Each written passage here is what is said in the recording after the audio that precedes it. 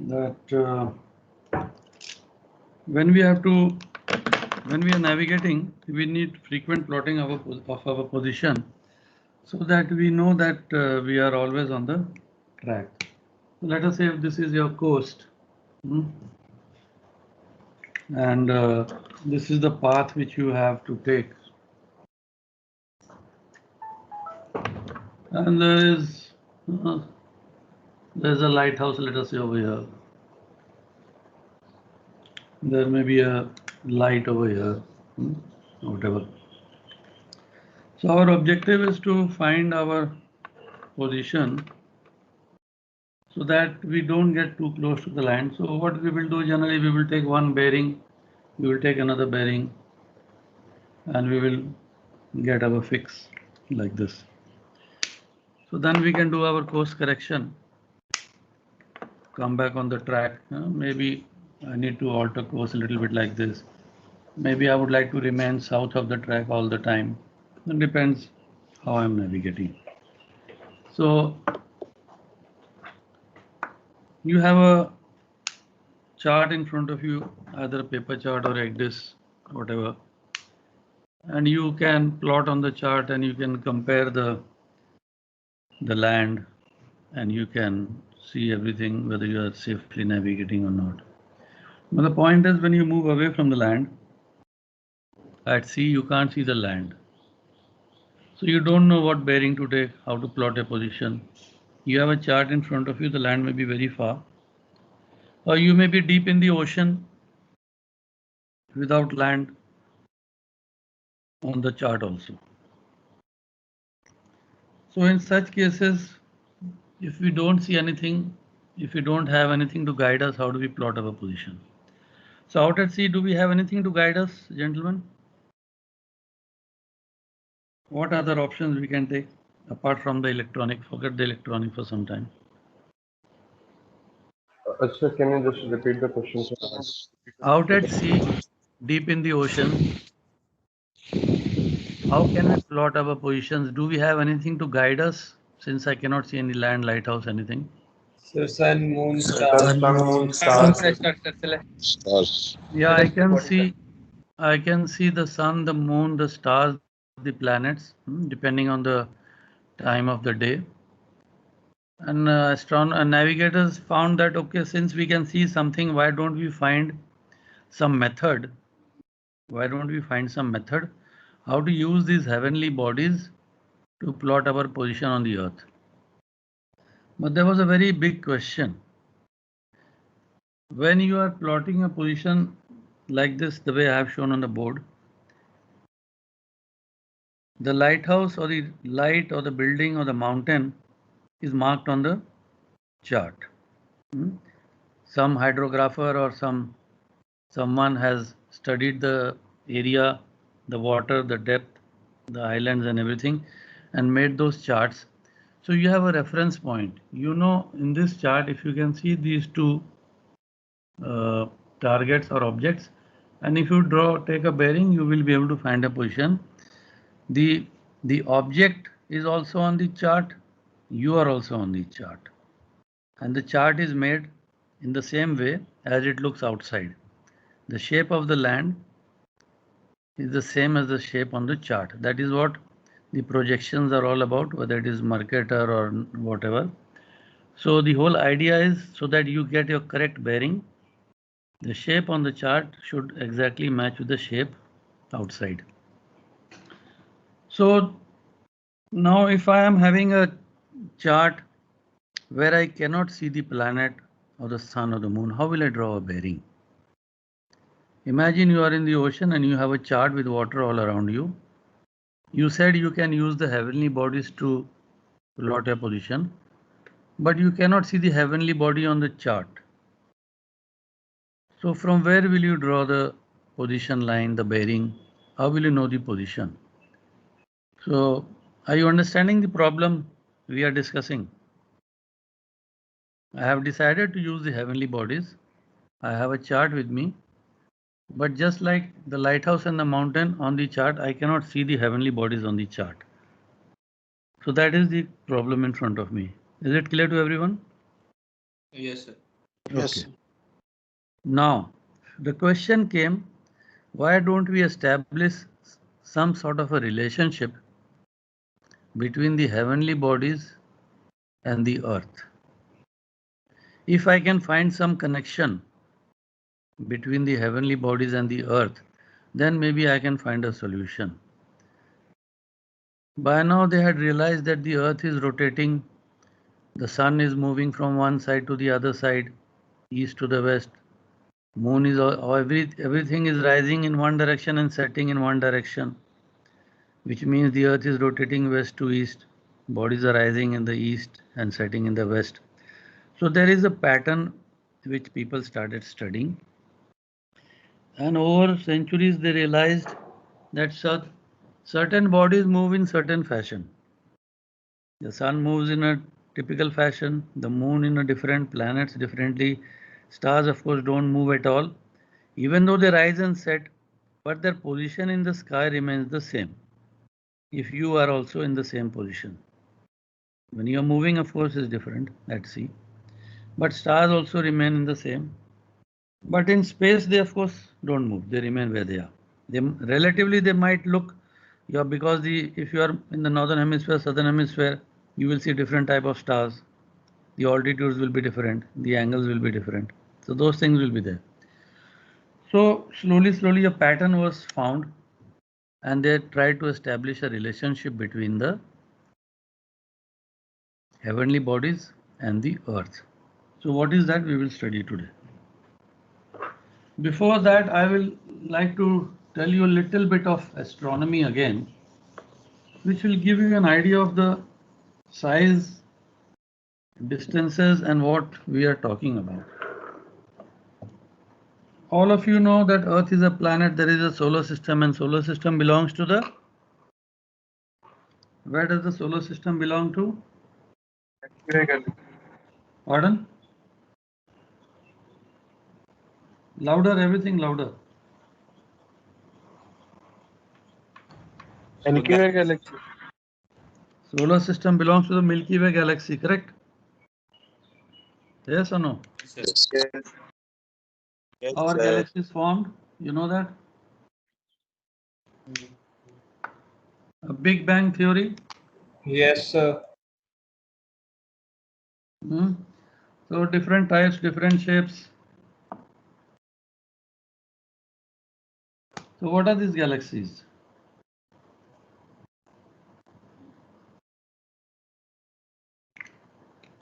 You see the Big Bang theory, matter was formed, gases solidifying. All these galaxies are very big and they are expanding continuously. They are moving away from some center. They are continuously expanding. You are able to see the board and what I have drawn? Yes, sir. Color is giving little problem. I'm putting so much in, but it is not coming. Okay. What is the name of our galaxy? The Milky Way. Milky Way. Now, let us say this is the Milky Way, and this is the center of the Milky Way. Our solar system is somewhere here. You can see this red dot. Yeah. That is our solar system. I've Yes. drawn the dot a little big for you to see, but actually it is much smaller. How big is the galaxy? The length of the galaxy is about 100,000 light years. Light years. How much is 1 light year? Light travels at the speed of 186,000 miles per second. In 1 year, light travels 6 million miles. 6 million. In 1 year, the light travels 6 million miles. The length of a galaxy is about 100,000 years. So you can imagine the distances and the size that we are talking about. The Milky Way galaxy is also very big. Like this, you know how many galaxies there are in the universe? There are millions of galaxies. 1 million is 10 lakhs. There are there are billions of galaxies, not millions, billions. And in every galaxy, there are millions of stars.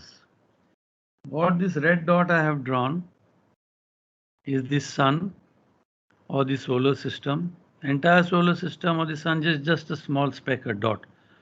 This is one star. Sun is one star. Like this, there are millions of stars in the Milky Way galaxy. And when at night, what you see outside the stars are only the stars in our galaxy. We cannot see the stars in the other galaxies. We can see only the stars in our galaxy. The solar system is about 30,000 light years from the center. 30,000 light years from the center of the universe. And this entire thing is also rotating. Which direction? This entire thing is also rotating. So even though we say the sun is stationary, because it appears stationary to us, the entire solar system and the entire galaxy is also moving about its center. Everything is moving. But because it is relative motion, it appears stationary to us. And how long does this one revolution take? Anyone has any idea? If you have read the book, you will know. 200 million years. So in 200 million years, the solar system would have taken one complete. Why are we talking about all this? Just to give you an idea. The other day when I was talking about a star in space, very distant, I wanted you to imagine how far it is. I don't know whether you could imagine or not.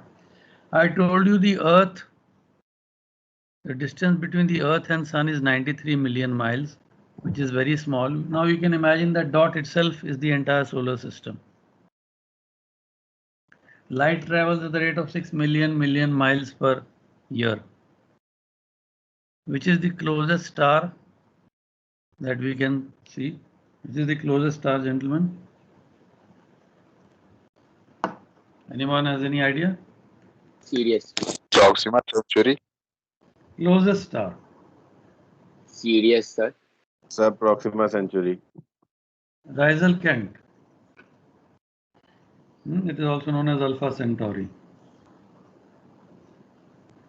How far is it? 4.3 light years. Into 4.3.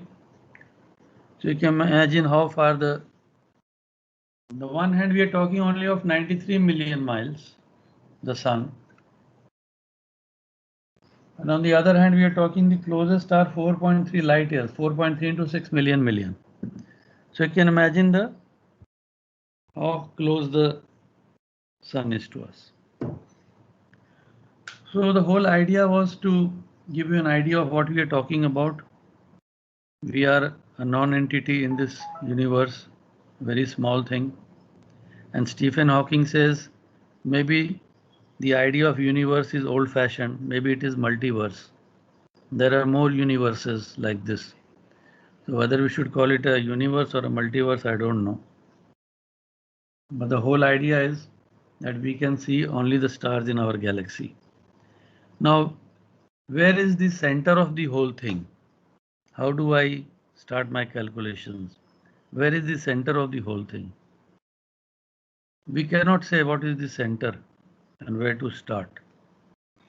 So we have found a very easy method.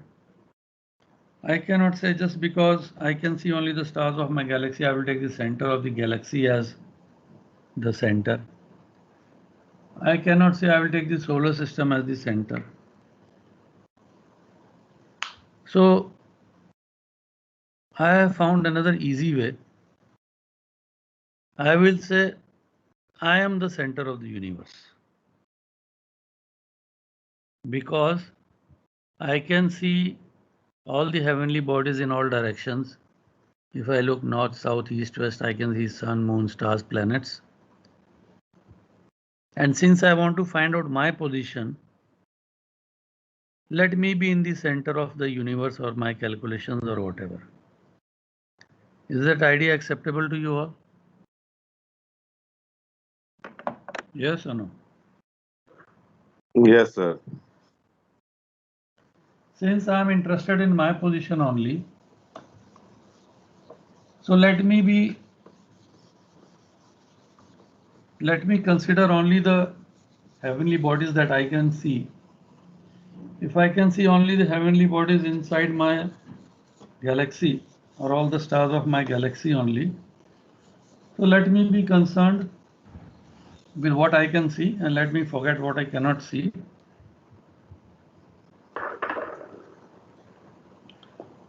And let me consider myself as the center, and let me try to figure out how to go about now. Okay. So let us say this is the Earth.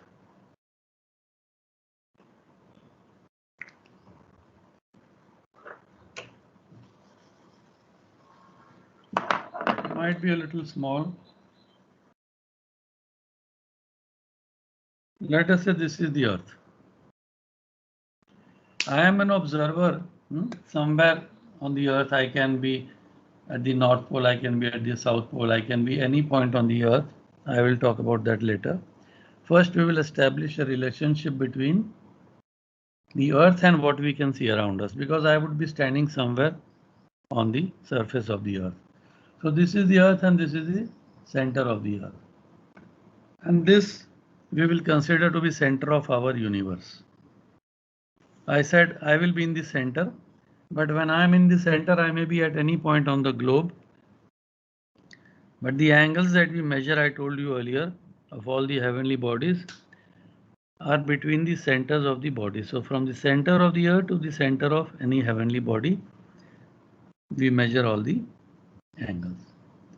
Now, there could be,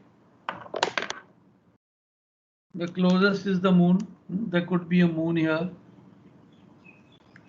Little far is the sun. There could be a sun here. There could be a planet somewhere in between here. And there could be a star. Star is very, very far off. Closest star 4.3 light years. Let us say this is a star here. Now what happens? When I look in the direction of the star, I can see the star somewhere here. When I look in the direction of the moon, I can see the moon somewhere here. When I look at the sun, I can see the sun in this direction.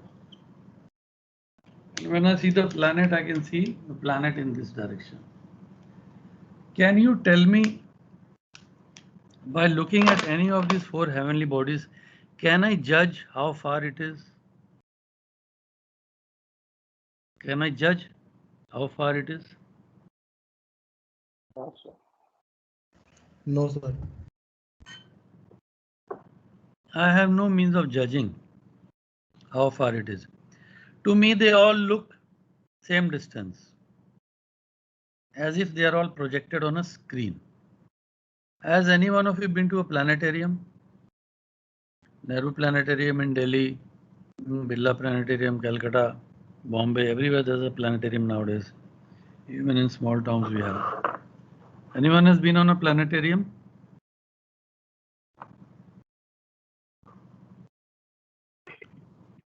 No one has been to a planetarium? No, sir. I'm surprised, gentlemen. Whenever you get a chance, go have a look. What do they do in the planetarium? You are seated It's a circular hall. You're seated over there. Your seats are inclined. You're looking up to the sky. There is a projector in the center of the hall. In a cinema hall, it is different. All of you are facing front on the screen. Projector is at the back. But in this case, it is different. Projector is in the center. There is a screen on top. Your seats are inclined. You are looking up. How is the screen on the top? What shape is it? By now you must have got an idea of what I'm saying. Dome. Dome like, sir. It's like a dome, because from the center of that projector it has to be equal in all directions, otherwise there will be distortion. It is like a dome. So at night, if you have seen the sky above your head, you must have realized that you are looking at a dome and you are looking only at half of it. Let me see if I can draw it over here properly. Actually, on the big board it is slightly better, but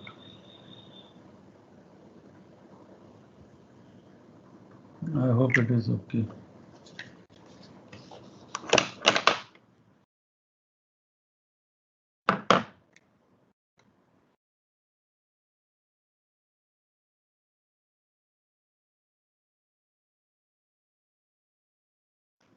So, have you anytime been on the roof of your house or someplace? You lie down, keep looking at the stars, or nighttime in the ship also. You can see all around you and you can see above you. What shape would you give it? Would you give it the same shape as the planetarium, like the dome? Yes or no? Yes, sir. Let me draw the Earth. Let us say this is the Earth now, center. Better to understand.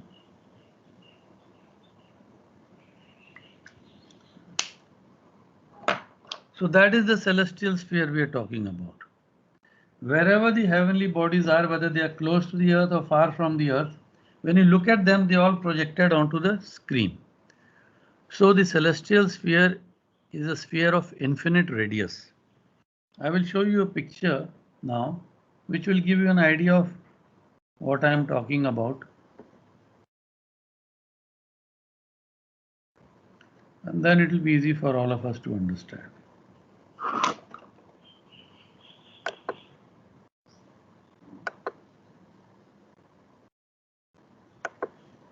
Can you all see this lady holding that globe? Yes, sir.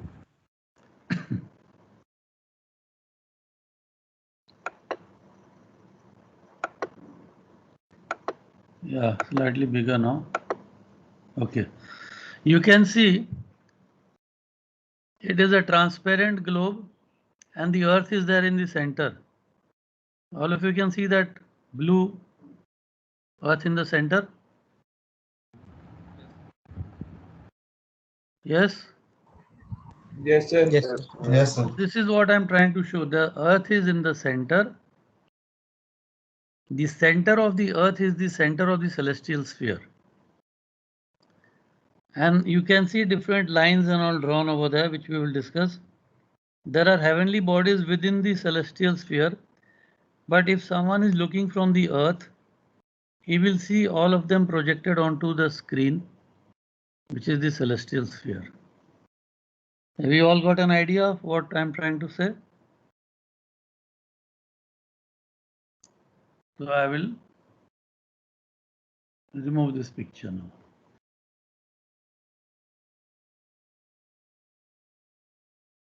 And we will come back to our screen. So remember earlier what I was trying to tell you. We are trying to establish a relationship between.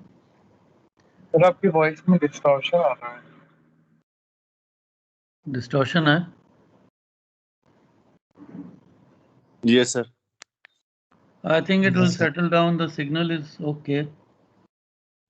We are trying to establish a relationship between the earth and the heavenly bodies, so that we are able to find a system or method of finding our position by taking help of the position of the celestial bodies. So if I know the position of the celestial body and somehow I bring the celestial body down to earth, let us say if I am able to bring down the sun, the moon, the planet and stars onto the earth, and I am able to take a bearing, I will be able to get my position. So we are all working towards that. So first let us try to find the relationship between the earth and the celestial sphere. So earth is rotating on its axis, we know. So I am keeping the earth upright.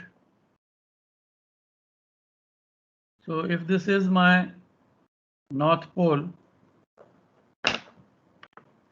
if this is my north pole, I will not write too much over here. You try to figure out, understand, or refer to some book in the diagram because it will become a little hodgepodge. So if this is the north pole over here, and this is the south pole, this is the center of the earth. If I draw a line joining south pole to the north pole through the center of the earth, and I extend it in both the directions, it will go and touch the celestial sphere here, which we will call the celestial north pole. Similarly, there is a celestial south pole down below. Celestial north pole, celestial south pole. Now these are all imaginary points which we are building up for our reference. There is an equator on the earth. There is an equator on the earth.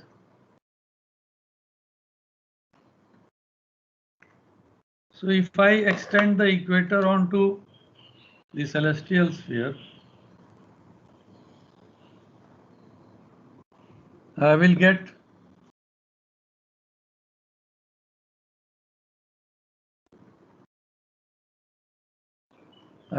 the, what do I call this? Equinoctial. So just like the equator divides the earth into two hemispheres, northern hemisphere and southern hemisphere, the equinoctial divides the celestial sphere into two hemispheres, the northern celestial sphere and the southern celestial sphere. So far, gentlemen, is it all clear? Anyone has any questions, any doubt? No, sir. Very good. The earth rotates west to east. Earth rotates west to east. So how does it appear to us? The celestial sphere is moving in which direction?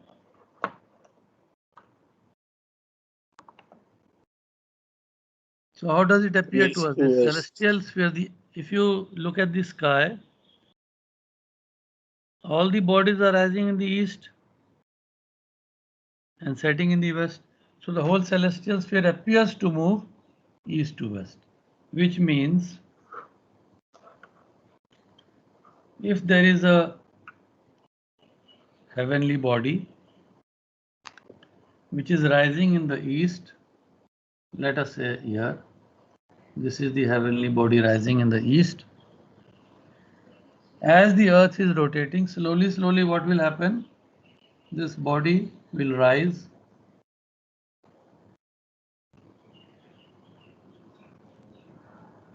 and it will set in the west. That will be the path taken by the body. It will rise in the east and it will set in the west. Now you notice that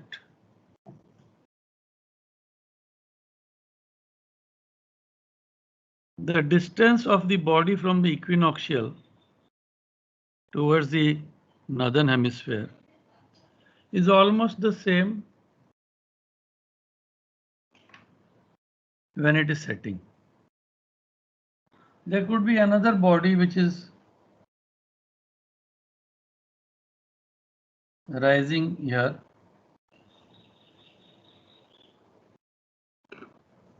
And it could be setting here. What is the difference between these two bodies?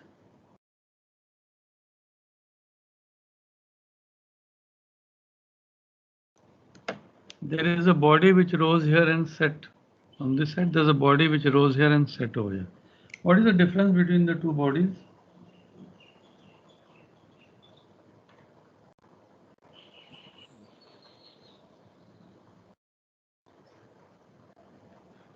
Anyone can tell me? Pardon? Sir एक इक्विनॉक्शियल के ऊपर हो रही है और northern इक्विनॉक्शियल के northern में Yes, very good. One is above the equinoctial, one is below the equinoctial. So the above the equinoctial body, I would call it saying having a north declination. The body which is above the equinoctial, it is having a northerly declination. Because this is the northern celestial sphere, this is the southern celestial sphere, and this body is having a south declination. So how do I compare with this to a similar line on the earth? How do I compare this with a similar line on the earth? Parallel of latitude. Parallel of latitude, very good. So there are parallels of latitude on the earth. North latitude, south latitude. So we have found some sort of a relationship between the path of the heavenly body, which is similar to a parallel of latitude on the earth. So if I know the declination of a body,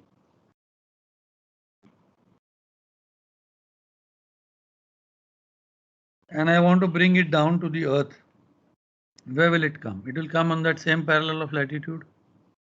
Yes or no? Because this is also divided into 90 degrees and the earth is also divided into 90 degrees. They are concentric spheres. The center of the earth, I said earlier, is the center of the celestial sphere. So our earth and the celestial sphere are two concentric spheres. So everything on the earth is projected in a similar fashion onto the celestial sphere. So a body which is rising on the equinoctial and setting on the equinoctial will have how much declination? 0. 0. The sun has 0 declination on which 2 days? Tropic. Which First 2 point days? of Aries, first point of Libra. 2 equinox. 2 equinox. 23rd, 21st March or 23rd March and September. It has 0 declination. So those 2 days, the sun is rising on the equinoctial and setting on the equinoctial. That is why we have equal days and equal nights in all parts of the world. Other days, whenever sun is having northern declination, sun is rising a little above the equinoctial and setting like this, till it reaches the Tropic of Cancer, 23.5 degrees. And then 23.5 degrees, maybe the sun will rise like this and set like this. Then it starts its downward journey again, rising here, setting, rising again. It comes to the other equinox, autumn equinox, and then it goes on a south declination till it comes 23.5 degrees south, and then this is the path of the sun.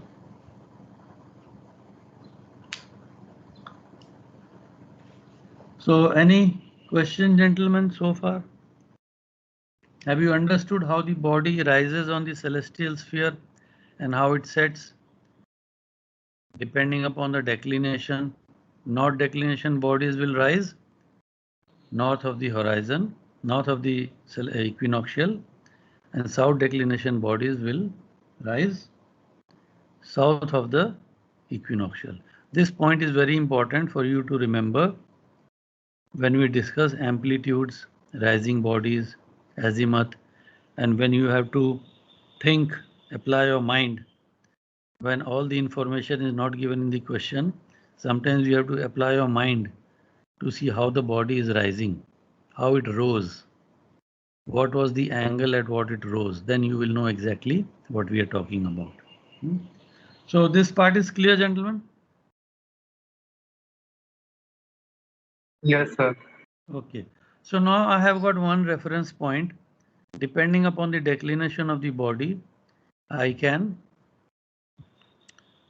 find out its latitude position on the earth. Where are the declinations given, gentlemen? Nautical almanac. In the nautical almanac, huh? All the heavenly bodies that we are concerned about, sun, moon, the planets, the heavenly, all those heavenly bodies that we use for our navigation, sun, moon, and the 4 planets. Which are the 4 planets that we use?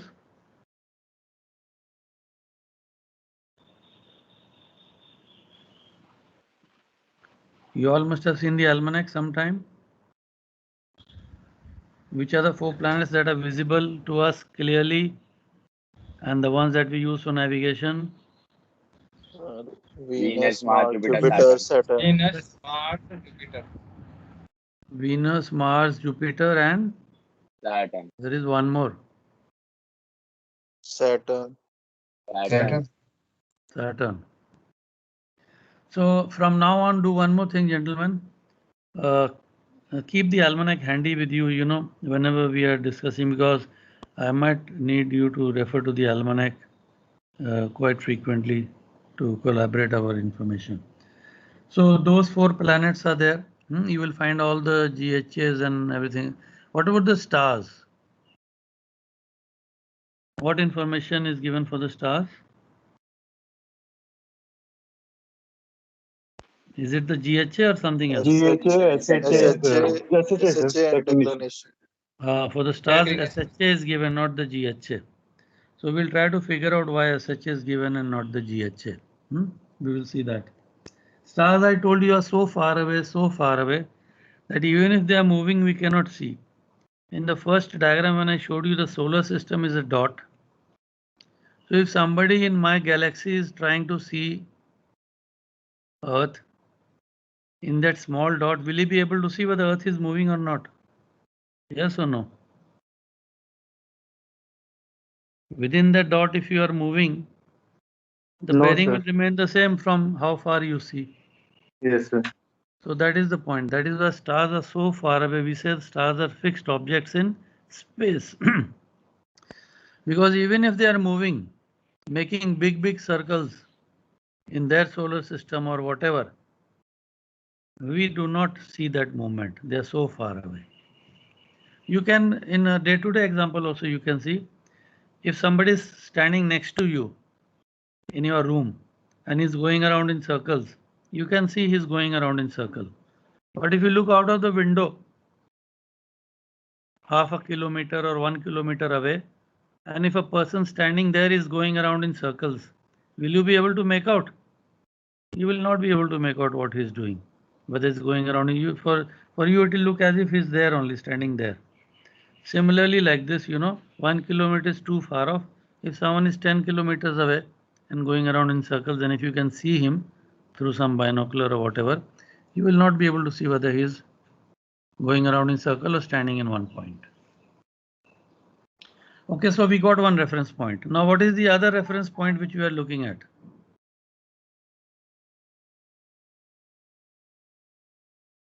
What is the other reference point that we are looking at? To find a position, what do we need? Latitude and Longitude. longitude.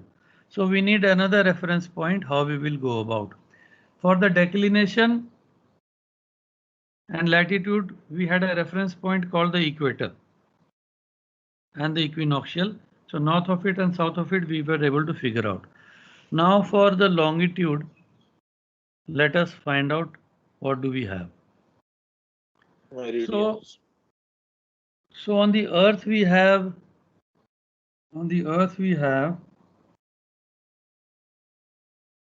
a point called Greenwich near London. You know that, no? So on Earth we have the Greenwich meridian. On Earth we have the Greenwich meridian. If the same meridian I project on the surface of the celestial sphere,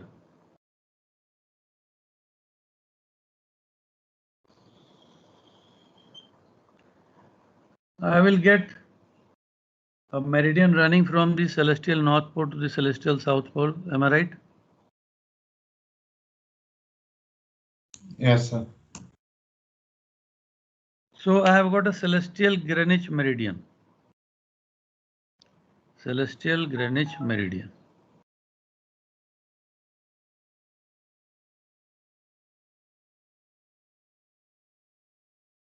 So anything to the west of the Greenwich meridian I can measure, and anything to the east of the Greenwich meridian also I can measure.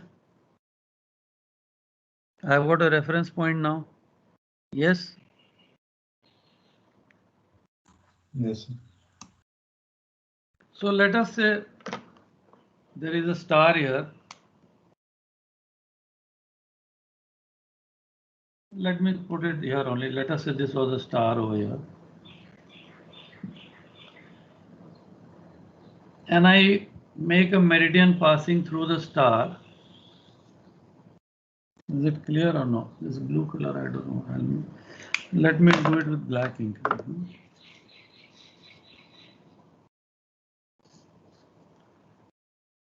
I think I will remove these extra lines so that you don't get confused.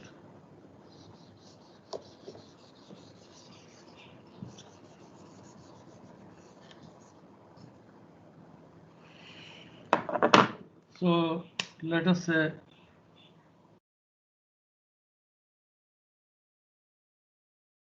is it okay now? So this was a star here.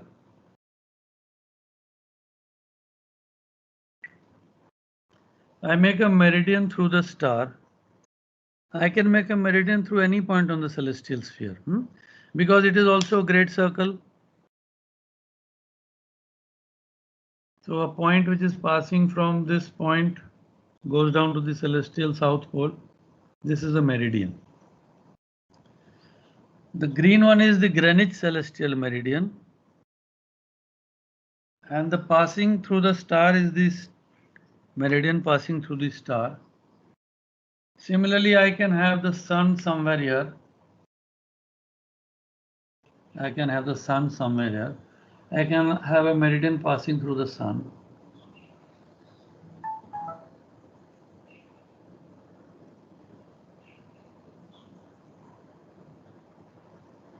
And then I will be able to measure the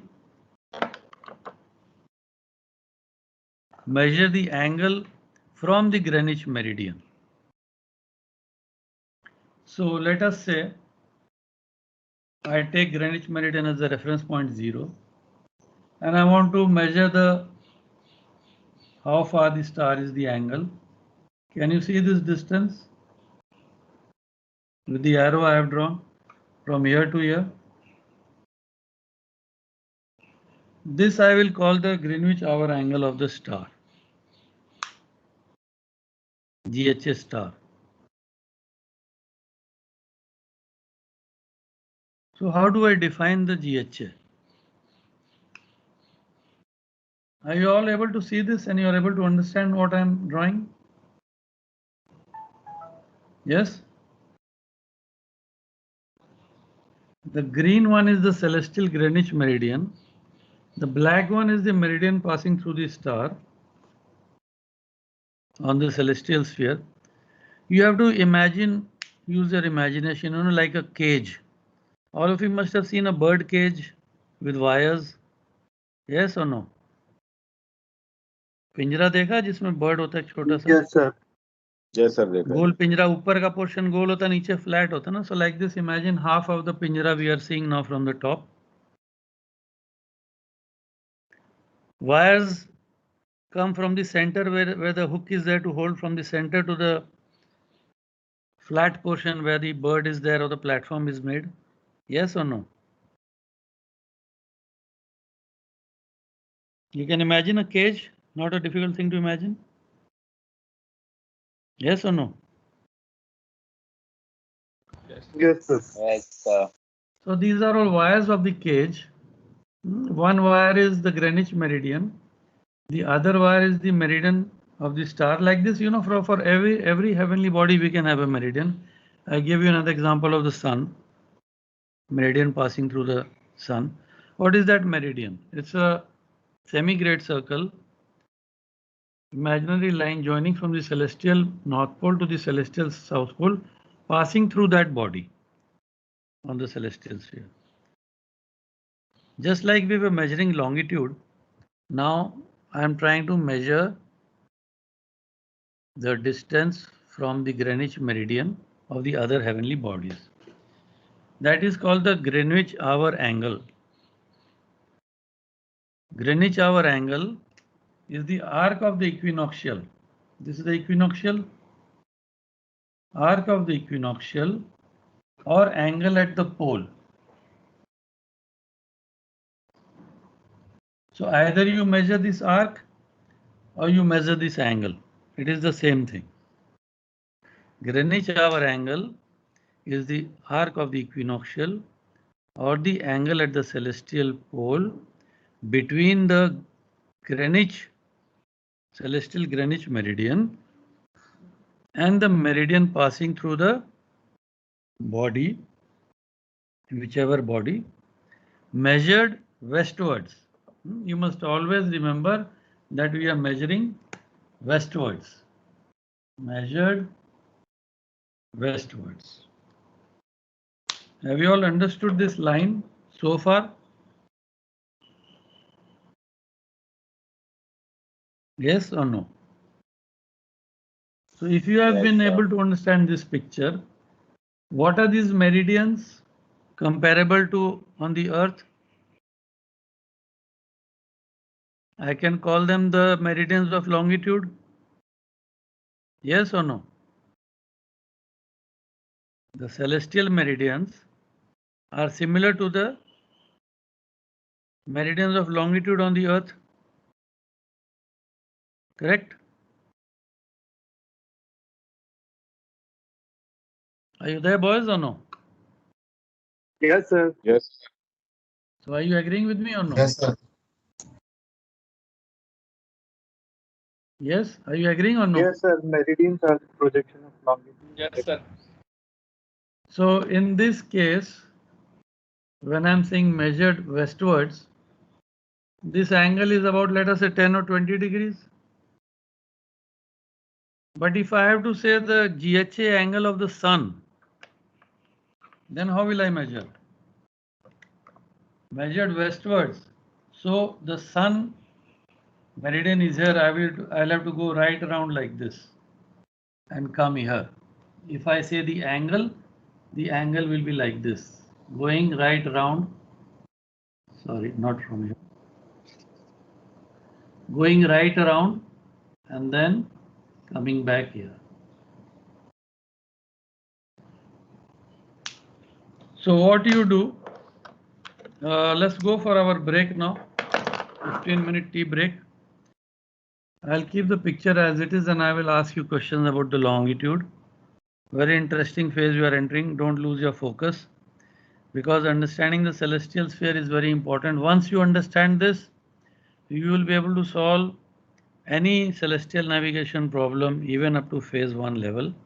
You will not have a problem, but the basic point is you must understand the celestial sphere very, very clearly. So, right, gentlemen, you can go for your break now. Thank you, sir. Come back after 15 minutes.